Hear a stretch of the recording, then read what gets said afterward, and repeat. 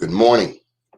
My name is Doni Glover, publisher of BMoreNews.com and BlackUSA.News. Also have a book out called Unapologetically Black. And this morning, I'd like to speak with you about Tulsa's Black Wall Street. I have a new book coming out. It's called I Am Black Wall Street. It's, I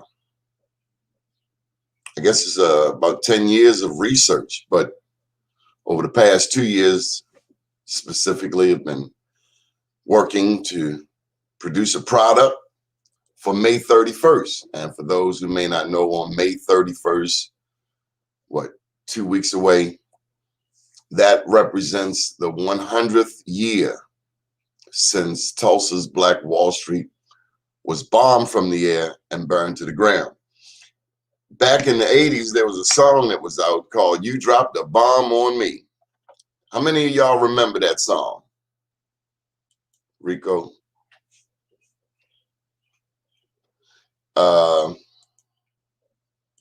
You dropped a bomb on me, baby. Y'all remember that song? Gap Band. Who knew that Gap Band was singing about a love affair? Who knew it?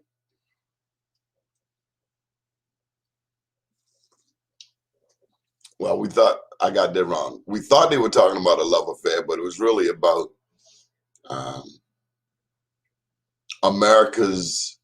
Black America's jewel.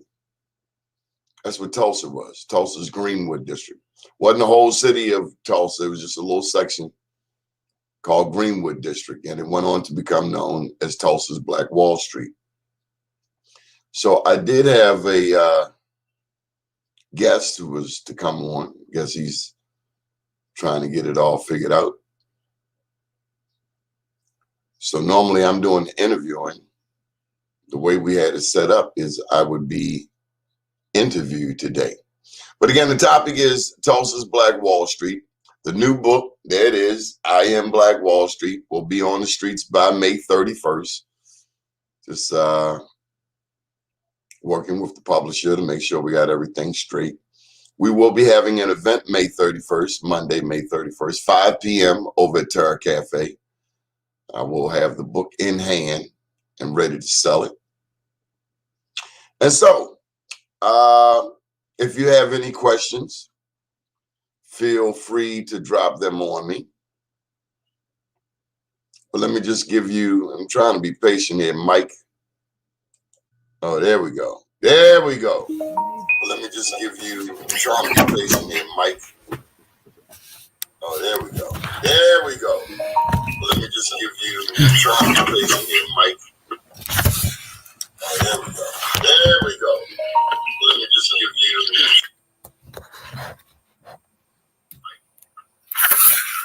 Good morning, Donnie. How are you this morning? I'm good. You got some feedback over there. Yeah, I'm trying to kill it now. Good morning, Donnie. How are you this morning? It seems like I'm on twice. Give me a second. Yeah. Yeah, I'm trying to kill it now. Good morning, Donnie. How are you this morning? It seems like I'm on twice. Give me a second. Yeah. Yeah, I'm trying to kill it now. Good morning, Donnie. How are you this morning? It seems like I'm on twice. Give me a second. Yeah. Yeah, I'm trying to kill it now. Good morning, Donnie. How are you this morning? It seems like I'm on twice. So why don't you just X out and come back in?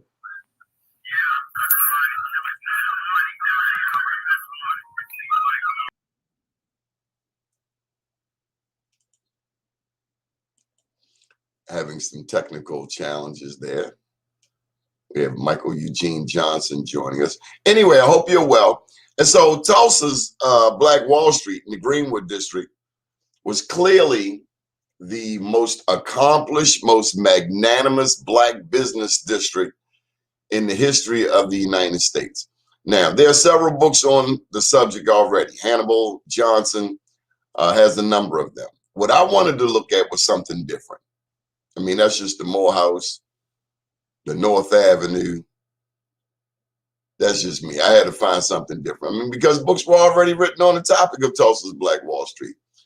And so I wanted to know Or maybe I should try to give Mike a chance. That would only be fair. Let's try to wait for Mike. And I'm gonna tell you what I was looking for. Or maybe I should try to give Mike a chance. Thank you, Donnie. Let's try to wait for Mike. And I'm gonna tell you what I was looking for. Good morning, Donnie. Good morning. Mike a chance. There we Thank go. you, Donnie. Let's try to wait for Mike. And I'm gonna tell you what I was looking for. Okay. Good morning, Donnie. Good morning. Mike a chance. You got 2 audio tracks going on. I don't know why these 3 chances. Give me 1 more minute. I'll sit down. Don't start, please. I don't know what the problem is. It's just the devil.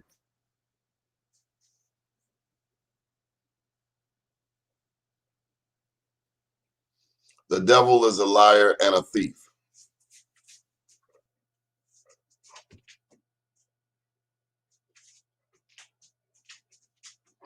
Hey, Derek Burnett, hit the link. Ain't nobody reading all that, man.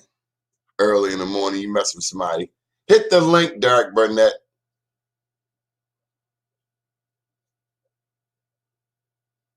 Never leave your wingman. How many years or months was it between the Black Wall Street bombing in Tulsa and the Black Wall Street community in Florida?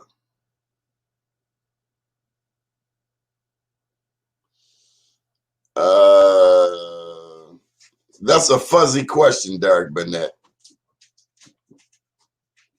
That's a very fuzzy question.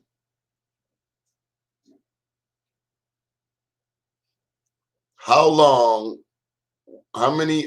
between the Black Wall Street bombing, which was 1921, and the Black Wall Street community in Florida? One could say 1842, 1843, so what, 80 years? But the community in Florida, where it all started, wasn't necessarily a Black Wall Street. Testing, 1, 2, buckle my shoe. Testing. I think we got it. The devil is a liar. Good morning, Doni Glover. What a pleasure it is. I mean, I've listened and watched Donnie for years as he's interviews, not just hundreds, but thousands of people about some of the most significant things within our community. I don't know a time that Donnie and I disagreed. That's why I'm enjoying this. I disagree with a lot of people, but Doni Glover, now I may work with his tactics, might be a little different, but we don't disagree. And then when he told me, and I know he's always talked about the Tulsa race massacre and the mere fact that it's 100 years old, this May the 31st. And he would mention this book. I was really interested in what kind of book it was going to be. Was it going to be about his relationship of finding this information? Was it going to be about the historical perspective? Now, Hollywood has messed with it and touched it and dusted on it from time to time to talk about the Tulsa race massacre. But if you really want to get a handle on it, you need to get a handle on where people have really did the study and the research with it. And so my limited amount of research has only been increased by Donnie's talking about this 5, 10, 15 years ago. So now he has a book out. Your second, is I'm not correct, it's your second book. I got one of them right over here. So I know it's your second, Unapologetically Black, I think the first one. Yeah. And now this book is titled what, Donnie? I Am Black Wall Street. And so you're personalizing it, you see right there with your name. Why don't you just first give us a brief history? I'm not going to do it. Give us a brief history of the 100-year race massacre. And the reason I keep saying race massacre is people have a tendency just to talk about massacre. There's a difference, because there's a massacre when you might be massacring people because of a war, of taking this and that. But when it's a race massacre, it's a massacre based on the color of your skin. And this is one of 3 massacres in this country based on race that not only have about economic connection, but it's always about color. So why is it called I gotta check with you right there, Mike. Massacre, race riot. The term that's used is determined by the media. You and I would call it a massacre. White media would call it a race riot, because race riot then puts some of the onus on black people. Massacre puts the onus totally on those who did the massacre, and like Andrew Jackson, who went on to become president of this country. He was a leader in the Indian removal efforts. Well, along with Lincoln. I mean, we can both historically, you know, both being proud HBCU men, we can both kind of relay a lot of white folk on that. And the only reason that I think I called it, a race massacre at the time, because of the application of the massacre was done by white folk. I totally get it. What I'm saying is, depending on who's telling the story, that determines the language that they use. True. So you're not going to hear those who were most guilty taking responsibility. They're going to say it was a race riot.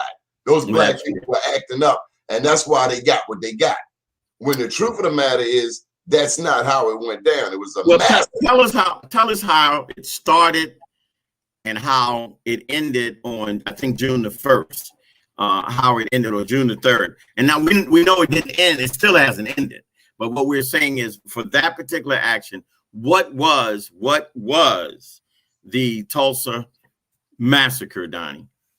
The massacre essentially happened because they said a young black man was on an elevator with a young white lady. Something happened where the gentleman fled the elevator and the white lady was screaming. Come to find out, they were really having a relationship. According to what happened because of that? What happened because of that shoe shine man who was considered a shoe shine guy? Wanted to hang him. And then what occurred? What? How did we get here? What happened?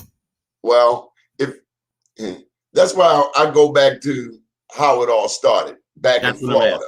Yes. But best believe the black people out in Oklahoma, they were armed.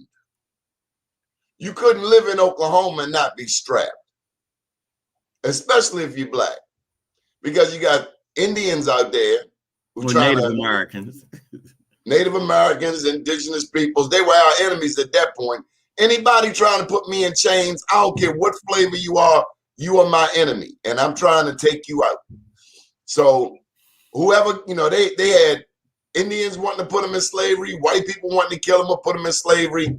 So those black people that were out west in Oklahoma, they were definitely strapped, and they were used to dealing with hostile individuals, whatever race they might be. And so as the white lynch mob wanted to hang this young man, blacks fought back. But I wanted to look at, because there are a number of books already on Tulsa's Greenwood section, Black Wall Street. I wanted to look at, how did those black people get to Oklahoma in the first place? So your book is about the journey. Your book also reflects on the journey of black people getting to Greenwood, Tulsa, Oklahoma. Do you know where they came from? That's what your book is going to tell us. Where did these people come from? They came from Florida. The first wave came out of Florida. Okay. And it's related to the Seminole Wars. Mm-hmm. Let me ask you this, Mike. Have you ever heard of slave insurrections? Yes, I have, Donnie. What is the largest slave insurrection you've ever heard of? Well, let me interview you, Donnie. Let me interview you, cousin. Let me find out why you call. I mean, I understand of all of what you're going to, but what I'm trying to find out, you got a book coming out. You got a book that I'm interested in buying and I'm interested in reading. And this book is about, and so how did the black folk get to Tulsa? We came from Florida, you said. How did that journey begin? And why did we leave from Florida and end up in Tulsa? So as the original 13 colonies were set. Florida was not a member of the first 13 colonies. Florida was owned by Spain until 1831. So if Florida was not a part of the original 13 colonies, which were controlled by the British, that means that Florida, or as they called it, La Florida, it was a freedom colony. That's where blacks from South Carolina, Georgia, Alabama, Mississippi, if they could get to Florida, they would be free. There was an Emancipation Proclamation in effect down there by the King of Spain, an edict which said if you were a slave and you make it to Florida and you join our militia, and if you convert to Catholicism, you can be free. And so a lot of black people escaped to Florida.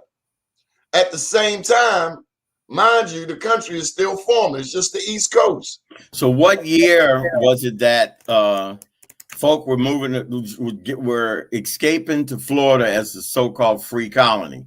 What year was that? 1843, the leader of the blacks and the Seminoles, the black Seminoles. See, you ain't let me finish the story. Well, I was trying to interview you though, Donnie. I mean, you're such an interviewer. Sometimes you gotta let us interview you. So here we are in Florida. It's a free place. You're missing 400 years of the story because you started too soon. I traced back the history of slave insurrections. Okay. You said the largest slave insurrection you had heard of was where? I would have to check my notes. That's not where a lot of people know. In 1866 there was the New Orleans massacre. There was the Memphis massacre. But Florida, again, they were chasing black people who had escaped to Florida, and because of the colonists and General Andrew Jackson, they were chasing Indians, different tribes of Indians, all in the Florida. So as the European was coming in, they want me and you to go. And where did we go? The blacks and the Indians? To Florida. See, Florida has a long history that we've been deprived of knowing, many of us. Florida was where it all took place. And the leader down in Florida was a black Seminole named Chief John Horse. And he was a bad hombre. So the blacks who were in Florida, they were used to fighting white people. The Indians that went to Florida, they were used to fighting white people. So they came together. Now, there were 3 Seminole wars. The one featuring Chief John Horse was the Second Seminole War.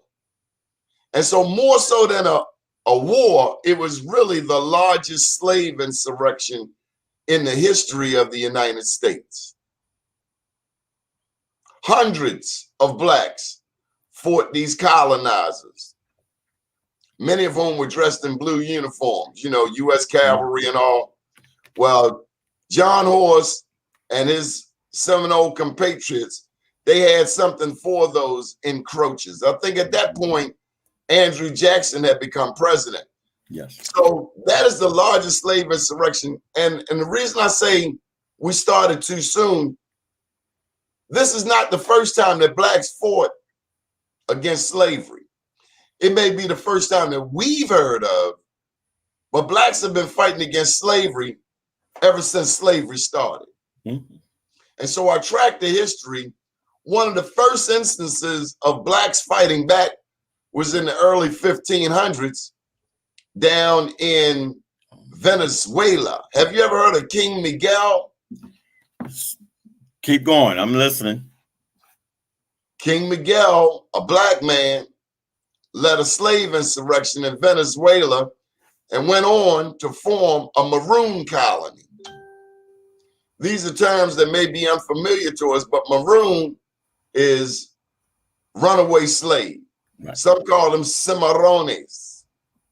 And that's where the root word, that is the root word for Seminoles. But these were different terms used to describe us when we haultailed it out of Dodge, out of slavery, to go and form a maroon colony. So it happened in Venezuela. It happened in Mexico. A lot of black people don't know that there were blacks in Mexico. And before anybody thinks that I'm saying that the history of black people in the Western Hemisphere is solely rooted in slavery, you got to get the book. I demonstrate where the first black man in modern times to come to the Americas was not a slave. He was a free black man. He was a conquistador, a black Spanish conquistador. So in order to fully appreciate that, you got to know that black people had been ruling much of Europe, including Spain and the Iberian Peninsula, for 700 years just prior to slavery. The Black Moors ran Europe for 700 years. So as Spain became strong and they financed Christopher Columbus in 1492 to come across these waters, I want my people to know that we had been traveling across those waters. So in your book, is it a timeline of events or a timeline of research that gets us to Black Wall Street? Is that how the book is subjugated? Is that how it's put together? Again, I begin talking about the 500 years of black resistance, whether it was Haiti, whether it was Mexico, whether it was Brazil, wherever there was slavery, black people have been fighting back, escaping, and forming freedom colonies. And what I'm suggesting in the book is that Florida was also a freedom colony. Just like slave insurrections happened in Venezuela, Panama, Jamaica, Haiti, slave insurrections happened here in the United States too. America was no exception. There was nothing special about here.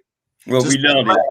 Just like blacks got with the the indigenous peoples throughout South America and the Caribbean, the same thing happened here. No different. So as your book emerges, the one that's coming out Monday, I Am Black Wall Street. You have that timeline. So what are we eating out of your book? What are you feeding us out of the book? The historical perspective of prior to, or Black Wall Streets in Tulsa, Alabama, or a little bit of both? I'm correcting the lies that we've been told for 500 years. Okay. They would have yeah. What is the connection to Black Wall Street with your book? I'm telling you how it all started and how that continuum is not new to our people, to our race, that we are united with our brothers, regardless of whether they speak Spanish, Portuguese, French. Slavery was the common enemy, and black people and Native Americans often joined forces to fight against it. So was it a sense of, is your book then applies that there's a sense of resistance and partnership in the resistance of slavery in America? Absolutely. And so is that, so if we're now in our resistant period and we're now looking at Florida, what made us leave Florida? Andrew Jackson, Indian Removal Act. White people, white colonists who wanted to move to Florida and start plantations. The only thing was you got armed blacks next door. You got armed Native Americans next door. And that didn't sit well with it. So Andrew Jackson came in, it went down. Now we're heading west. Right. Well, there were 3 Seminole Wars. So right. Chief John Horse, the main character of my book, led. What is the main character of your book again name? Chief John Horse. Okay. HORSE? Yeah, like you're riding a horse. Okay. No, because I have Indian books here. I mean, Native American books here. My apologies. Native Well, that's American what books. I'm trying to say in the Right. book, that Chief John Horse is such a magnanimous hero that everybody should have heard of him. Right. Right. But these nuggets have been hidden. For one, they call it the Second Seminole War. Mm-hmm. It was really a slave insurrection. It was more than just a war. Who else in your book is partnering with the enslaved, or the people who had been enslaved, or people they wanted to enslave? Who else but than Chief Horse? A white man named Captain John Brown. And what was the relationship of Captain John Brown? Captain John Brown represents the second wave of black people to Oklahoma. So Chief John Horse in 1843 made a truce with the U.S. government. Hey, we're going to wave the white flag, and then we're going to move to Oklahoma on the Trail of Tears. Mm-hmm. So Chief John Horse led his peoples to Oklahoma. They got out there. They were promised freedom. But the U.S. government, the forked tongue. He gets out there, and they playing dumb on him. Chief John Horse then led 200 black families to Nacimiento, Mexico, through Texas. He geographically went northwest and then came back to south to cut through Texas so he can get to Mexico. And in your book, you talk about this journey. And mind you, this is the same time that, when you think of the Wild Wild West, he marched those people through to Oklahoma, down through Texas to Mexico during the Wild Wild West. Mm-hmm. So he fighting Indians, he fighting Mexicans. He ended up going down there and being the border patrol for Mexico. That's right. Mexico ended slavery before the United States. So how did the captain come in your book? Where does the captain fall in your book? He came about 10 years after John Horse. Okay. So we're up to about where now? 1854, 1855. Okay. Captain John Brown joins his two sons in Kansas. And let me just say, for the record, Captain John Brown is my favorite white man in history. Okay. He gave his life fighting against slavery. I think that's a marvelous feat. I think he should be remembered. Right up there with our other heroes that look like us. Malcolm X. John Brown wasn't no joke. So you've got Chief Horse, John Brown, and you said there were three. Who was your third in your book? I did not say there was a third. Those are the two main heroes. The two main heroes in your book, the two main people who are prominent within your book, are those two particular people. What happens then when John Brown makes the trek? How is that done? Let me go back. The third one would be Pap Singleton. Okay. Fair enough. Pap Singleton. He was out of Tennessee, black man. And he was the leader of what you call the Exoduster movement. You ever heard of it? No, what was that? Why don't you, for people listening? Exoduster movement. The root word being Exodus. Mm-hmm. Genesis, Exodus, Leviticus. Exodus was about the leaving of slavery to the promised land. Right. So the Exodusters, after slavery ended, were those black people in Louisiana, Tennessee, Mississippi, Missouri. They trying to get up out of the deep South. Mm-hmm. Because as slavery ended and Reconstruction was going on, a lot of these, the people that lost, what do you call them, Confederates? Yeah. The traitors. Mm-hmm. They were mad. Mm-hmm. They were mad because they didn't have anybody to do their free labor anymore. These are people who actually thought they had the right to own somebody. Mentally ill. So now we've in your book, it's a journey. In your book, we've journeyed now out of Florida up to Tulsa, back down some to Mexico. Then you've had John Brown, who 10 worked years there, and later. then you had So John Brown, as he was shooting white people, scaring the hell out of them, because there was a big fight. Every time a new state came on board, came online, the question was whether it was going to be a slave state or a free state. Absolutely. Every new territory that came on, the question was, is it going to be free state or a slave state?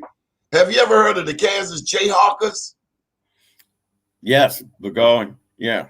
The basketball team, the Jayhawkers. Yeah, absolutely. Well, that was the positive thing. Those were people against slavery. Or if they weren't against slavery, they didn't like somebody telling them that they had to be slavers. Mm-hmm. Kansas was one of those places where if you didn't choose, somebody would choose for you. And so a fight's still going to break out. So as we're discussing your book, who would you say your book is for? Oh, it's specifically designed to inspire young Black entrepreneurs. You have heard, particularly over the past couple of years, young people say, I'm not my grandfather's generation. Have you heard that? I've heard that from time to time. Absolutely. Once they read this book, they'll never say that again. Is the book a readable book for high school students, college students? Absolutely. High school students. Have you submitted the idea to the Baltimore City, county, or any other school system to maybe have your book being discussed in some of the classrooms that these schools have? That's absolutely on the agenda. We certainly want to get it in the hands of our young people, not just in Maryland, across the country. Absolutely. And this is not to inspire anybody to any violent overthrow. Hell, we got Donald Trump for that. We're interested in motivating our young people to go into business because they stand on the shoulders of giants who went through much worse. So does your book reflect more of the resistance to being enslaved, or does it move at a certain point, or is it moving at a certain point until the business of being Black? What do you mean the business of being Black? Well, Black folk business. Black folk business is always the business of being Black. I mean, you can open up a business and it could be for white folk, but it's still a business of being Black. I'm just using my interpretation. My daddy, who was a businessman, always told us that no matter what you do, you're doing Black business. It's still Black business. So what I'm saying is, does the book shift from the fight of enslavement to the relocation to the business of doing business with Black folk? Absolutely. Is that where we are? That's everything. That's where, it all comes together. It's a reminder that I don't have to like you. I don't have to be in love with you. But if you are creating opportunities for other Black people, then I must support you.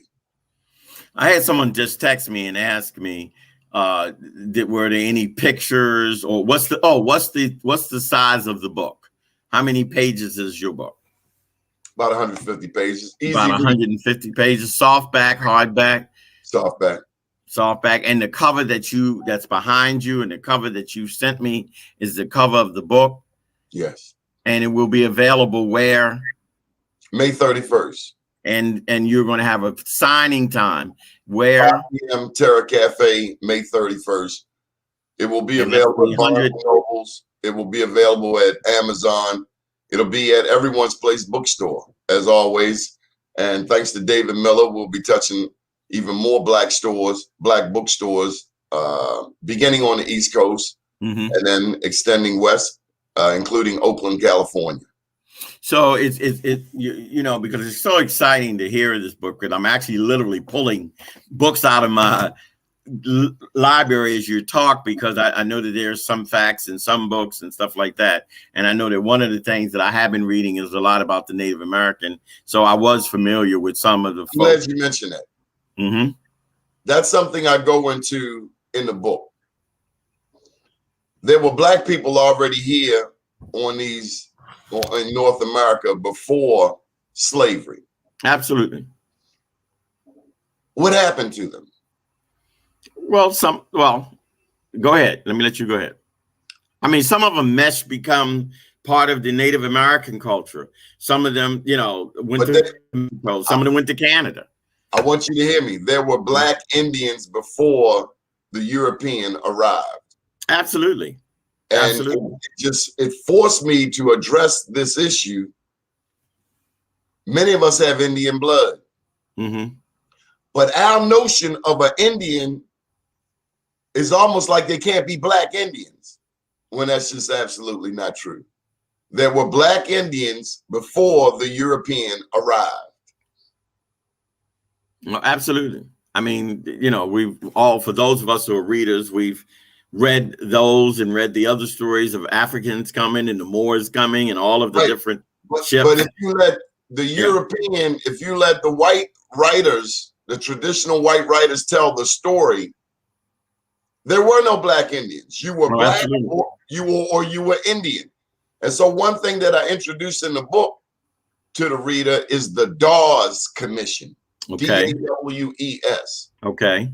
And explain to the listeners what that means. What's the Dawes Commission? When them black people got out to Oklahoma, because it was Indians and blacks together, the Dawes Commission was essentially, 5 or 6 white people at a table saying, Michael Johnson, you're a Negro. Doni Glover, you might be a little red. You're Indian. Michael, your sister, she an Indian, but your other sister, she black. Can you imagine somebody having the right, the power, the authority to tell you who you are? That is the audacity of this European in America. That's the audacity. There's a gentleman, and just talking about from the Equal Justice Initiative, that's doing a book on the black census. And he is doing just that on what you're saying, how they have reclassified us beginning from the time that the census started. But I just find your book to be compelling because what your book does, it's not about debunking what white folks saying. It's about saying this is actually what happened. Now they have to be able to judge, what it is. But I just want to make sure that the African-American listeners who are listening and tweeting me and all of these things understand that this book really is about a series of events that got us to the massacre at Wall Street. And is that pretty close? A series of empowering events. Absolutely. All we're ever told, what was the first thing Hollywood showed us about slavery? On a large that we were happy. That we were happy slaves. What particular television series? I'm sorry. I mean, other than Roots, I don't know. Roots. Yeah. Roots. Now, what did the slaves look like in Roots? Did they look like they were about to start an insurrection? No, they looked like they were well-fed groups of brothers and sisters from Park Heights and from North Avenue. That's what they looked like. They didn't look like they were hungry. They didn't look like they were being mistreated. They didn't look like, and all of that we can, of course, go on and on. But I just think that they look happy. I mean, I was trying to make a point. Yeah, they look happy. I mean, you can go back to the first talkie and the first movies that came out of Hollywood. I talk about that in the book, D.W. Griffith's The Birth of a Nation. Right. I have to talk about that book. As a media student, I'm attempting to show how they took their media and then they started coming up with all of those stereotypes about black people. Why is the black man always the first one to get killed in a movie?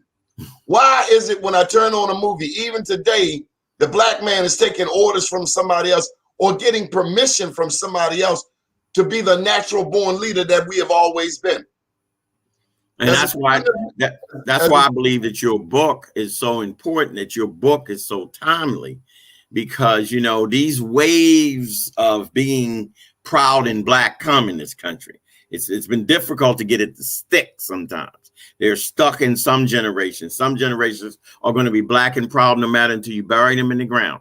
And then some people are going to say, well, that was years and hundreds of years ago, but they don't know the story. And what your book gives them, it gives them a pathway to the story. You made a comment that was so important. I wrote it down. You made a comment that was so important, is that for those people who always say that's my grandfather or that's back in the day, they will soon find out from your book that today, that yesterday is today, and today is certainly tomorrow.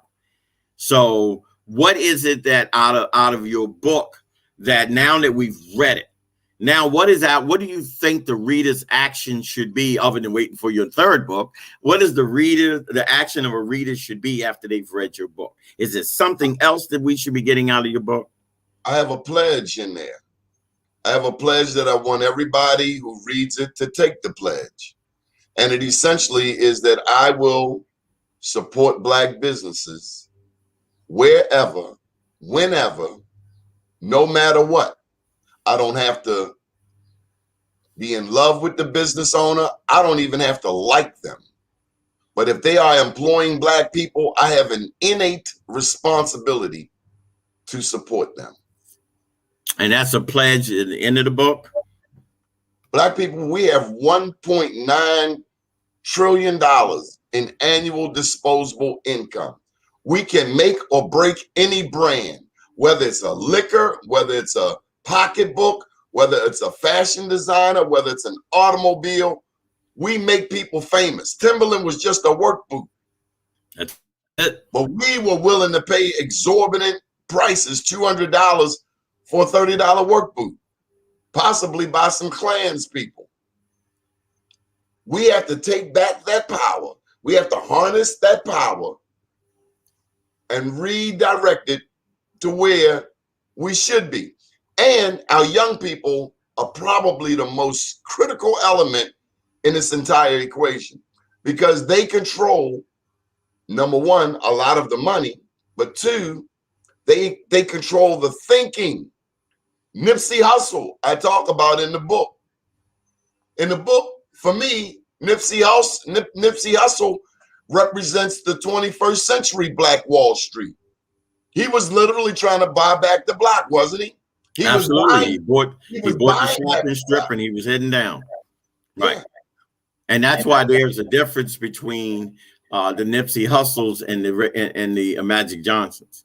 They're totally different types of businessmen. Nipsey Hussle, like you said, was buying the blocks and where you lived, buying the business so that dollar would stop right in front of it. Where there are some business people figure that, well, I'll just put my business in any neighborhood because everybody's going to buy from me anyway.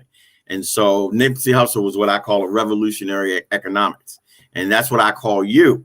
You have a tendency and a continued tendency. And so let me take off that word continue. You have a continuation in all of your conversations about why Black business is so important. So why is your book so important today, May 2021? What's the relationship between your book and 100 years ago? Free the mind and the hind parts will follow. Okay. Too many of us subscribe to lies. Too many of us think we are not good enough. Too many people think this is a white man's world. Too many people negate the power of God. In the Lord's Prayer, those of us that recite it, we say, to thine is the kingdom, the power, and the glory. We forget that the power, we forget about the power that's in us innately by Almighty God. And we keep looking, oh, they bad, they awesome, they this, they that. You are awesome. You are great. You stand on the shoulders of giants, don't you know? Why do you think that we have a lot of media revolutionaries, radio revolutionaries, TV revolutionaries, people who talk a lot? Why do you think that these people who are just talking aren't at least writing it so we can read it? Meaning this, you are not, you have a sense of revolution about you. You are a revolutionary. no matter whether you want to be or not. You are a revolutionary. And because you're a revolutionary, your respect is always clear within my tribe of people. People always respect Doni because Doni got something to say. But yet I hear other revolutionaries, other people proposing themselves to be revolutionary, other people proposing themselves to be academic giants, but they're not writing anything. Why was it important for you to write this book? We could do radio shows, television shows all day long. But you and I know that there's power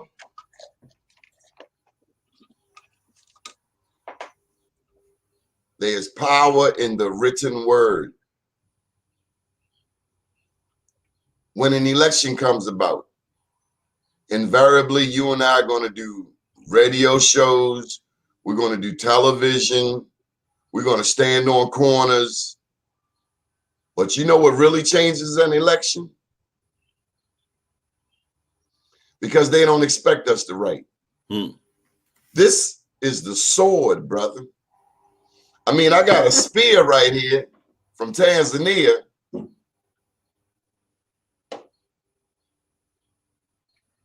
let me remind everybody, that's the spear that Doni Noble threatens me with. But go ahead, Don. But this is more powerful than the sword, the gun, the knife. This is the written word. And everybody has the power to use it. Everybody has the power to write an op-ed, an opinion piece, and send it to Be More News, the Afro, the Baltimore Times, the Final Call. We have the power to change any election, any legislation, any law right here. This is what we all have that we can use, but we don't use it. We go to school for 12 years and claim we can't write. We don't know how to write. Then what in the hell were we doing for 12 years? You're supposed to go to school, learn how to read, write, and count. Well, you know, I have my famous slogan is that, you know, 12 years in public education is like 12 years of slavery. But beyond all of that, how would a person be able to reach out to you individually? How can they get to Doni Glover or Be More News to be able to keep up with you, to follow you, to listen to you, or to request your attendance at something?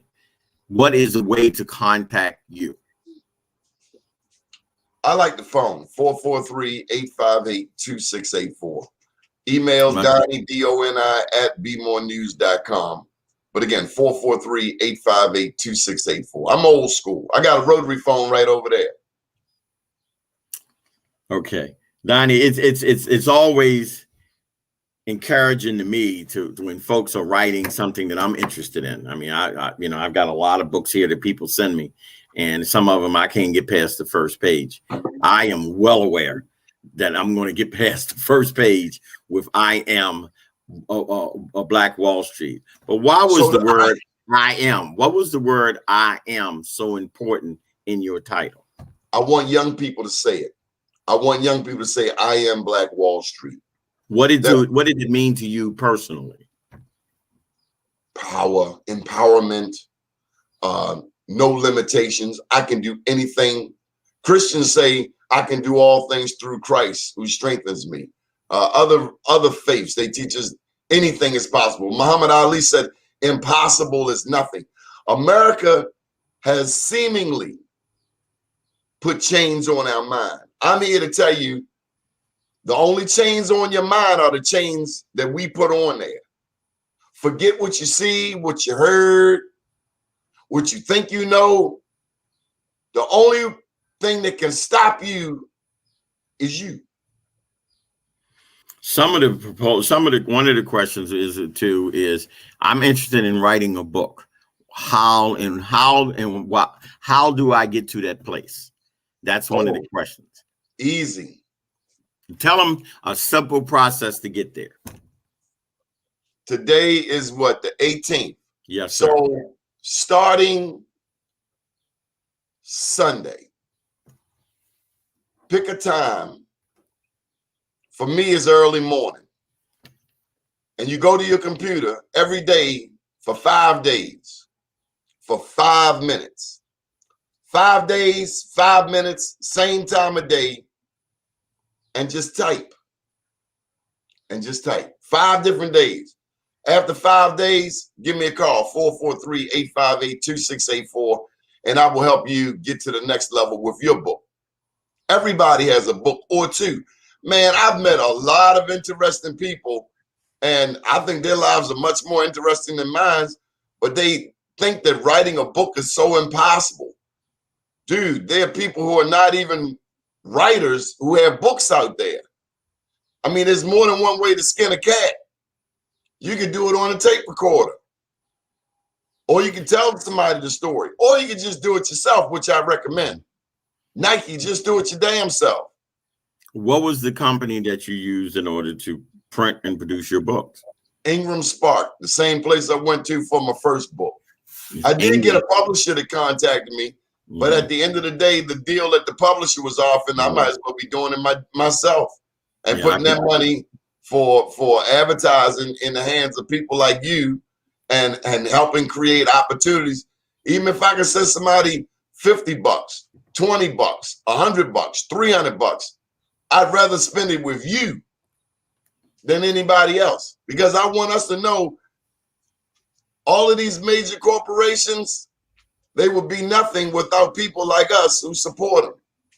So why don't we start supporting more of our own so we can create jobs so our people can get a job? Absolutely. With the 9 minutes that we have left, of course, when you was doing your book, you had to obviously read other books to get to some of the factual things that you were doing in your book, or at least do some research. How did you find some of this historical things, or which way would you suggest to somebody in order to go and figure a way to research a good book? Is there a method to it, or was it just some particular books that you knew greatly about? The first thing you want to do is a market study. You want to see who else is covering your topic. You want to know who the experts are on your topic. In my realm of Tulsa's Black Wall Street, Hannibal Johnson, who lives in Tulsa, I don't think he's from Tulsa, but he is the leading expert on what happened in Tulsa's Greenwood section. But my book is not about the success of Tulsa. I look at how those people got there. And I found there was no book out there that talks about Chief John Horse, that brings together Pap Singleton, a black man who led 70 to 80,000 black people to Kansas. Well, I think his story was the basis of a little bit of the Buck and the Preacher movie. I remember when they was doing the outrights, and they were saying that was the person that they, and man, because people didn't understand that cowboys were, most of the good cowboys were brothers that looked like you and me. The rodeo riders, including Bass Reeves, the real Lone Ranger. Yeah, the discoverers of America. And so let me just say that that's part of what I really want. You know, I was really focused on correcting a lot of the misinformation that's out there. Number one, not all black people were slaves. We don't know that. Not all black people speak English. A lot of us don't know that. Black people are all throughout the Western Hemisphere, not just America. Matter of fact, America is the last. There are 40 million black people in America. How many black people in Brazil? 100 million. We don't know the score. A lot of us don't know the score. We really don't. All we know is what somebody told us. And I reiterate that over and over in the book. Don't believe nothing I say. Go and find out for yourself. But I think that you've given people the win, or the idea that going out to further research starts really with your book. I mean, there are lots of books, like you and I know. We both got libraries on top of libraries of books, and we're reading. And for you to pull this out, especially during the 100th, I don't call it anniversary, or the 100th year. Yeah, to commemorate this. And I know that there's some guys putting out mugs, and there's a lot of interest in it. And I'll make sure from my end that your book is also swung around those different groups of people. What would you like to say to the people in closing about your book and about, of course, how to contact you again, and about what could possibly be your third book. Donnie, you're not going to just do 2 books. Forget about it. No. It's not going to happen. You're going to be doing more than just the 2 books that you have. Both books are so opposite in a lot of ways, but yet they all bring home the message. And so what is it that we want to do? We've been giving away these awards. This is the 10th year that we've been giving away Black Wall Street Awards. Yes, you're right. So I've been wanting to do this book that long, because there's no need of doing these Black Wall Street Awards and handing them out all over the country without giving people this book. That's really, that's always been my plan. As I do these events, be able to have a book there to share with people more of the information so they can come away empowered and know that they can do anything they put their minds to. The only limits are the ones we give ourselves. So, you know, Donnie, you got something coming up in Monday. I am well aware that you're going to be doing something June the 12th. I'll be sending it to you.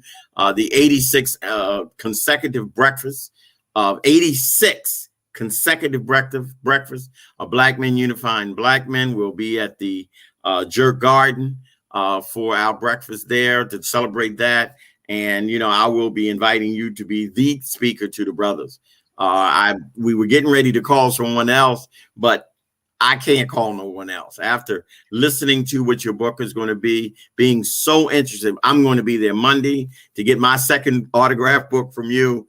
And I just want you to kind of, in these 4 minutes, give us where you're going to be, how you can get the book again. I know we spoke about it earlier, but as people have been gathering in, they got them to get this information, where you're going to be, how to get the book, and how to contact you slowly for us.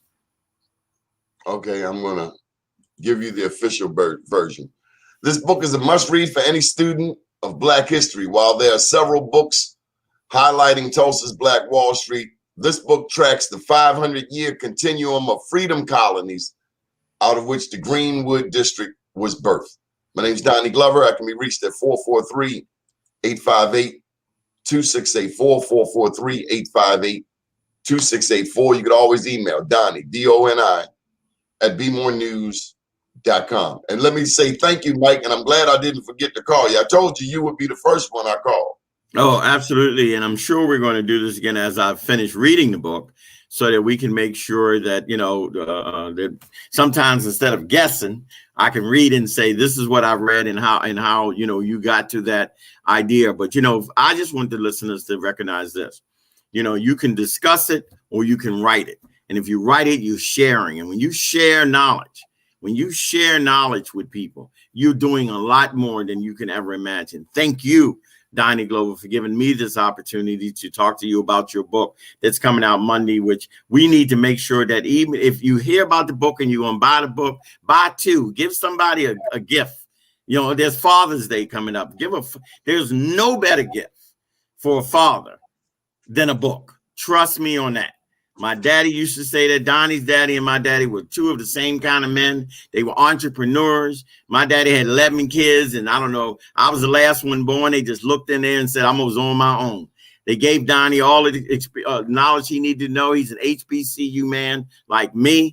So as far as I'm concerned, this is a win-win. And thank you, Donnie, for giving me this opportunity. I enjoyed every minute, even the 4-minute delay. I'd enjoyed every minute of having this opportunity, and I'm sure I'll be talking to you soon. Thank you, brother. Thank you.